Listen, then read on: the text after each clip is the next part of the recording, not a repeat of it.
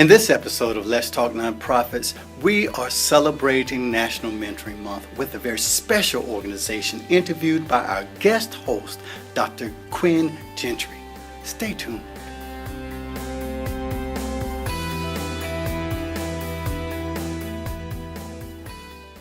The girl that comes to mind in terms of inspiring me through the program was a young lady who was one of our Radiant Rubies.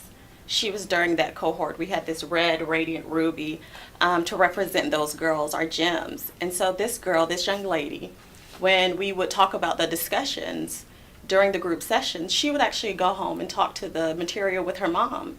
She came from a single parent family, but she also had involvement with her dad.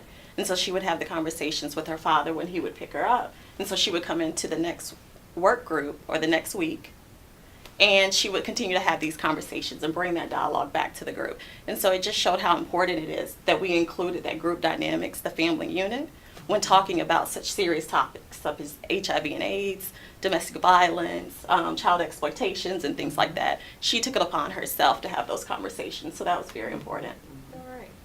So for me, I have two young ladies. They were actually sisters. Mm-hmm. I remember. Yes. And so they were being raised by a single parent as well, but it was their dad. Mm-hmm. And Dad brought them every week. It didn't matter. We went on a trip. If we came back late, he would be there. He would stay. He would wait for them. He was just so excited that we were covering the material that he was uncomfortable having conversations with his girls about. And so that was truly my inspiration, because this dad was super involved, and where we used to have our interviews with parents, and we would ask them the question, you know, do you think your daughter's sexually active? And the response is usually, I would kill her if she is, you know. Right. But this dad was so very appreciative of us having these conversations with his daughters that he was just so very committed to it. And so I still keep in touch with those girls to this day. And so that is my get up in the morning, Saturday mornings at the time, when I was working Monday through Friday, to get me there and keep me there and keep inspiring me. And so that is my feel-good story. Yeah. Well, I found my inspiration, I guess, in a different way, because I wasn't directly involved with the girls. I worked with the peer educators and helped to train them.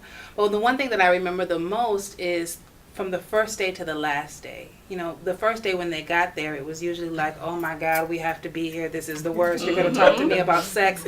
My body, I don't care. Who are you? Their body though. Right? And then you slowly started to see them peel back like onions. Yeah. You know, they would start to share. They would start to open up to the point where they began to look forward to it. And that used to really inspire me and make me feel like our work was so important, because you could tell that at some point they started to look forward to it. And then by the end of it, they would cry. You know, they didn't want it to end. And so that would always really warm my heart and really make me cry that there wasn't more that we could do. You just wanted to take everybody home with you, but you know, you couldn't do that.